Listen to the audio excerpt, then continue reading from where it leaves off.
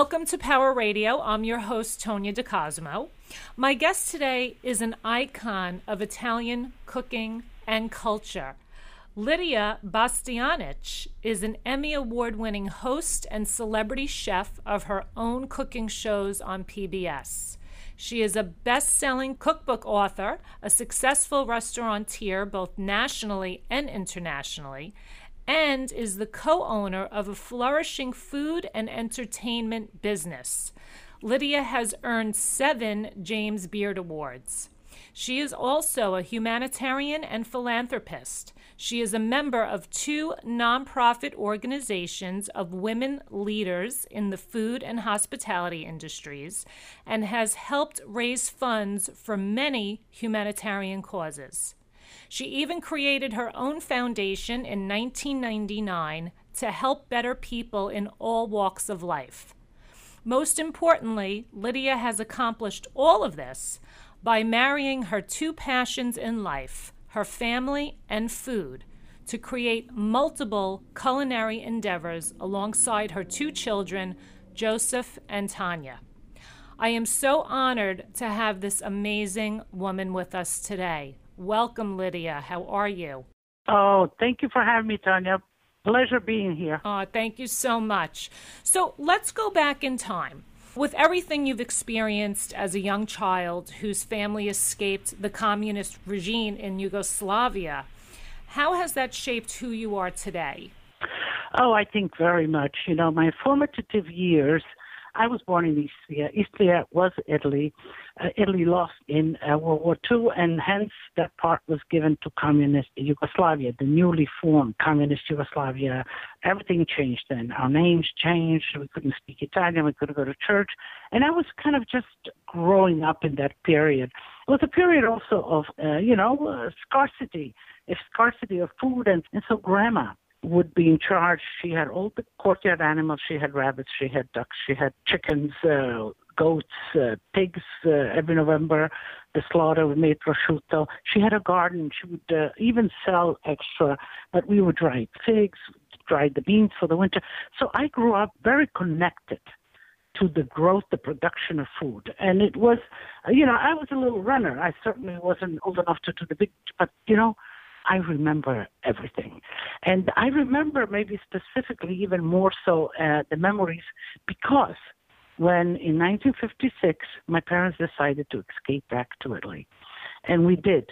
And in Italy, I didn't know as a child that I wasn't going to go back. And leaving Grandma and leaving my friends without saying goodbye, I think left a big void in me. And food filled that void. And I continued to cook all the smells I remember, all the food I remember from grandmother. Till this day, food keeps me connected. Food and family. That's what Italians are about. Absolutely. So speaking of family, you work very closely with your family. How are you able to separate your personal and professional lives? Well, it's not easy, but you have to do it. Especially if you collaborate and work with your children, you have to give them the space to grow. You have to, initially you teach them, you become their mentor, and then you got to let go. You got to let them develop and continue. So I connect now ever more with the grandchildren. In a sense, that's the family part. So when the grandchildren, everybody, it's family time. When we're at the restaurants or in the office, that's business time. Do you have a favorite dish? I mean, it must be so difficult. You cook everything so wonderfully. Pasta. I love pasta. I love making pasta. But I love spaghetti with clam sauce or linguine with clam sauce. That's one of my favorites. When I get to Italy, one of the first dishes that I order when I go out to eat is linguine clam sauce. Now, let me ask you this. I just got back from Italy. I went to Puglia. My family's from Bari. Now, I notice their spaghetti, it's not al dente. It's harder than al dente. Every restaurant I went into, why is that? Well, yeah, it's different regions, they like their pasta at different, shall we say, cooking point. And some people really like the pasta almost if it cracks under their feet. And that's a preference, a personal preference, and somewhat a little bit of regional preference. So what you would call here al dente is cooked right away, and, a little bit of resistance to the bite. There you have a lot of resistance to the bite, and they love it that way. Yeah, I was like, this is strange. It's sticking to my teeth. But it was good. The spaghetti with clam sauce there was excellent. Okay. Tell us about your latest cookbook and why is it so unique from others? Well, we have, let's see, there's this, I'm going to talk about 3 books because the one the latest cookbook that came out, Lidia celebrates Italian style. And that's a wonderful book about, gatherings and cooking kind of for many people and doing buffets and all of that. And it's a beautiful book with a lot of instruction and a lot of good food. The next book that came out is my memoir, my autobiography, My American Dream. And that tells the story of who I am, how I traveled as an immigrant, how I came here as 12 years old, and how I evolved in America as an American and, but still kept my Italian identity. So, I am very blessed to have 2 of the best cultures in the world. And then the one that's forthcoming in October now is Lidia's cookbook. And that was my second restaurant, but it was the one that I became the chef in, and I got known. So for Lidia and all of the recipes, and I opened it in 81. So recipes from 81 into today's, and of course today there's a chef that took my place in that kitchen for the last 15, 20 years. And his recipes, my recipes, the family recipes. So that's Lidia's cookbook. That's Lidia the restaurant. And that's out in October. In October. That's coming out in October. Perfect. So between the restaurants, television series, books, Nana's Food Line, wines, cookware, how do you do this all? How do you juggle it? With a lot of people, a lot of good people, the family, number one, and then a lot of good people, a lot of good chefs along, where we collaborate, work together. It's not a solitary journey.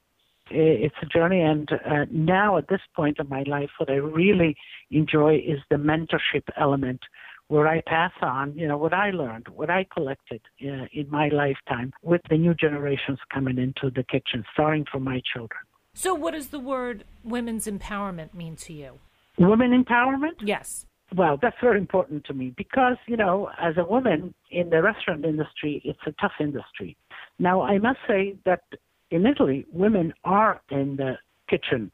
And you go in most of the restaurants, the men are outside handling the dining room while the woman is in the kitchen. And, for me, to have a woman in the kitchen was nothing new, nothing strange. That's why I think I forged ahead, without me.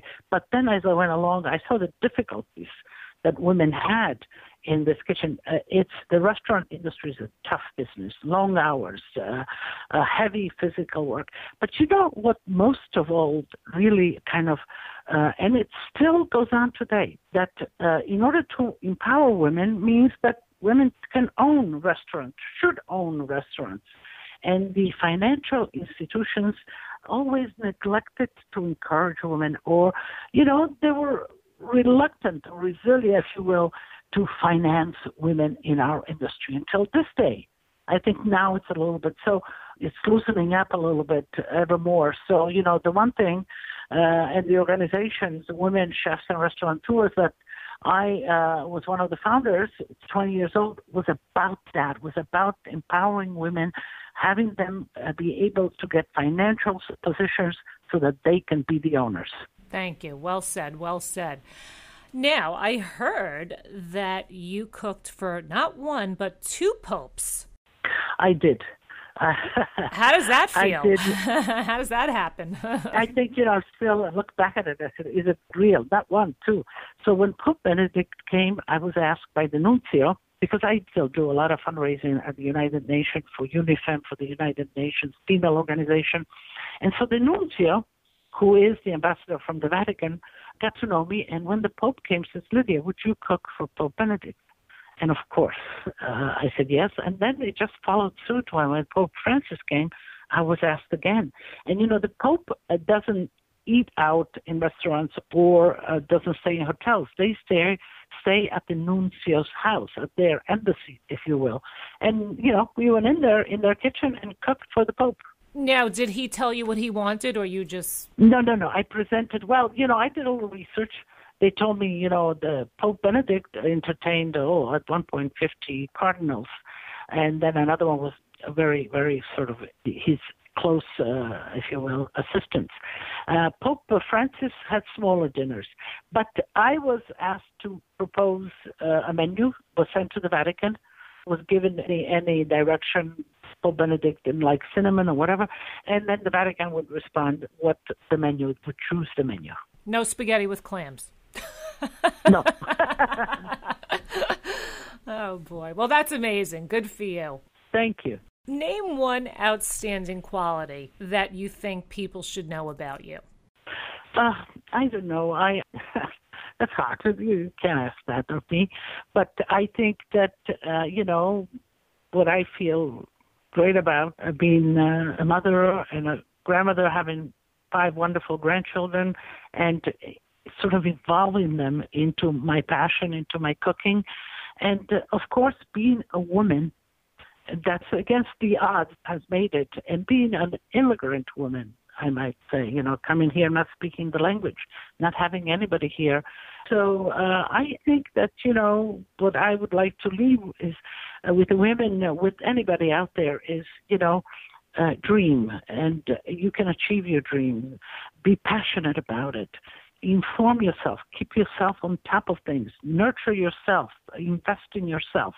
And then lots of hard work. Well put. Well put. With all your free time, what's next for you? Well, I think, doing ever more maybe fundraising and bringing my friends to bringing others together to support different causes, I think. It's to continue to work, writing cookbooks, work with my children, running the restaurants, and travel. I love to travel. I want to know the world and the foods of the world. Good for you. Well, let me tell you, you are certainly a woman of power. Thank you so much for being with us today. Thank you, Tanya. Keep up the good work. All right. Thank you very much. Thank you for your interest. And arrivederci. Arrivederci. Thank you, Lydia. Take care. Ciao. Ciao now.